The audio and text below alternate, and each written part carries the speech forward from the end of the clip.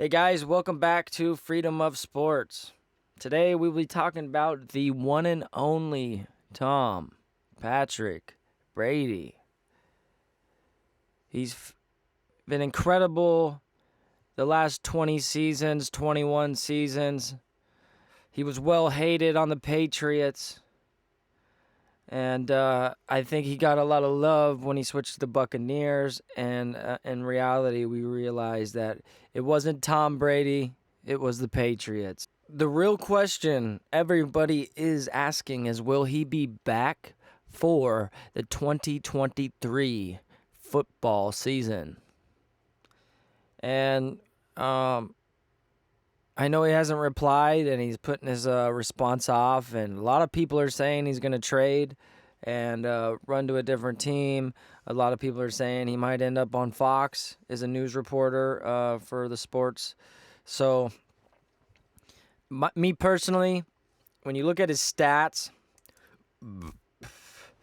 I mean, I'm pretty sure in his last game, he threw for 351 yards, 2 touchdowns, 1 interception. And when you go look at, his QBR was pretty low, but when you go look at how many times he's been passing, the whole offense, the Buccaneers rely mainly on him. Postseason, regular season, he threw for 4,694 yards, 25 touchdowns, and only 9 interceptions. And I say that 9 interceptions for a team the way they were playing, when he really only had Godwin for part of the year, and then Evans was I don't know who Evans is anymore. I feel like his whole gameplay was changed. He looked like he lacked confidence. Ever since the beginning of the season, when he got suspended, something changed in him. I don't know if you guys seen it, but the way that he was supposed to maneuver, the way he was as a person, they took that from him, and he's lost a lot of confidence, I will say. But enough about him. We are here on Tom Brady. I feel like he played pretty good this season in all actuality. When he faced the Falcons, 1/8/2023, he only threw for 84 yards. That was his last game, but he got pulled out early. He threw for 432 yards against the Panthers. 432 yards. That's when he had the 3 touchdowns with Evans, like back to back to back. QBR 138. It's great. I want to see what he get against the Bengals. So top teams. 312 yards, 3 touchdowns, 2 interceptions. And I feel like earlier in the season, specifically, I think maybe it was when he... what game was that? It might have been when he played the Seahawks, Saints, or 49ers, but he threw a ball over the middle, and one of his... I don't even think they kept the guy, but I forgot which wide receiver it was. Skinny, tall guy, but he just kept fumbling the ball, and he was deflecting passes and put one into the corner's hands, bobbled it up in the air. I feel like a lot of the mistakes that lost them games, because a lot of the games you would have thought they should have won. I easily should have been a 12-3, 12-4 team, and I think the reason they weren't, and it's not on Tom Brady. You can go back and watch these games. If you were able to break down film, you would see that, oh man, look, this wide receiver right here. If the ball hits your hands, you catch it. If you got the ball and you turn and run with it, make sure you don't fumble it. And they've been teaching these guys since Pop Warner and really in high school how to hold on to a football correctly. So they know how to hold on the ball. I don't think, people make mistakes, but when you fumble constantly in a game and you're bobbling the ball, you don't belong in the NFL. If you come out nervous one game and that's your chance and that's what you're known as, the nervous guy, you won't be there next week because there's a guy ready that's going to, they're really waiting for the guy that comes out off the bench and makes breakout plays. Like, for example, Brock Purdy. And if you were Brock Purdy in a different position doing what Brock Purdy did, then you would be on the field. You would be on the field. But when you make bad plays and you and you're doing something for Tom Brady as in the wide receiver position, you got to play your best. You can't put people in the position to lose. So I'd say a lot of the things that happened this year, definitely not on Tom Brady. He was sacked 22 times this year. 22. What does that average out? 22 divided by 16. I mean, that's a sack and a quarter a game. So he was sacked basically once a game every game. A little over once a game, but it's like half a sack. That doesn't really count, but he's a great player, man. I think he'll be back next year. I really do. I don't know why. And I are they going to put it together with the Buccaneers? I mean, the Buccaneers are crap, and they've been crap for 20 years. They came in, I think, they won at the COVID season. That's when they won the Super Bowl. I really feel like a lot of COVID had to play the role with it. I don't think they would have won it if it was a normal regular season or dealing with the circumstances. Tom Brady's a great player. He needs to be on a good team. I think this 49er Raider talk thing is kind of a joke, but if he goes to the Raiders, I mean, the Raiders are going to do Raider things. I don't think he wants to play for a team with a defense that's the last in the league. So you're going to pay Tom Brady a lot of money and still have the worst defense in the league. What are you going to do? How are you going to win games with the worst defense in the league? I mean, they can't stop. You're not going to score 40 points a game. Tom Brady ain't going to save your defense. Tom Brady ain't going to come in and make a difference.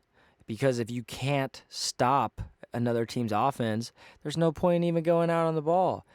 I mean, they're going to be on the field majority of the time. You ask why Derek had problems. He had a good offensive line supposedly this year. Well, if the defense can't get the other team off the field, and if the Raiders have the time against them, how are they going to win? If you're always having to fight from behind because your defense can't perform, how are you going to win? So Tom Brady going to the Raiders, I mean, in reality, I mean, unless they're paying him a bunch of money, I don't see it. Now, a team he could play for, the Buccaneers. He can go back, who needs help? The Raiders. I mean, not the Raiders, the Patriots.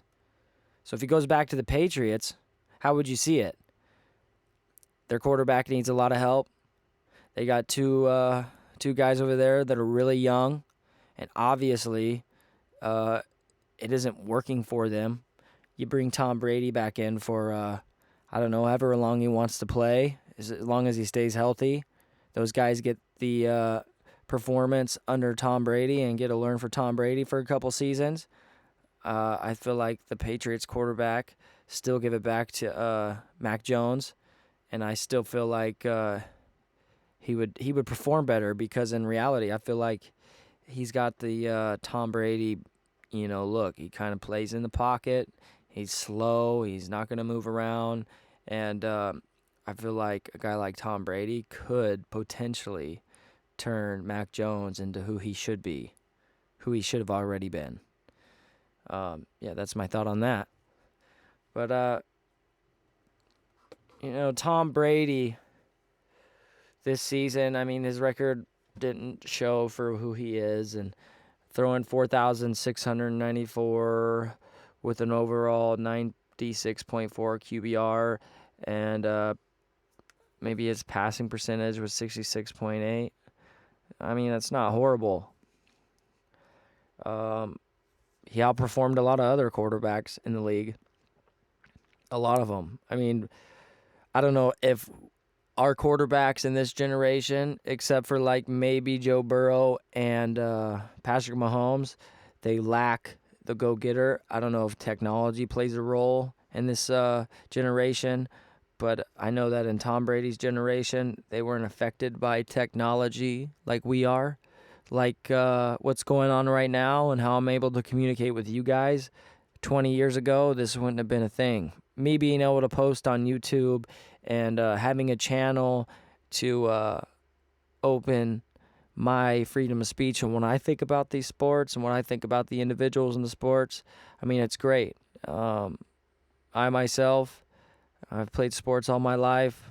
I never attempted to try to go to college and go pro.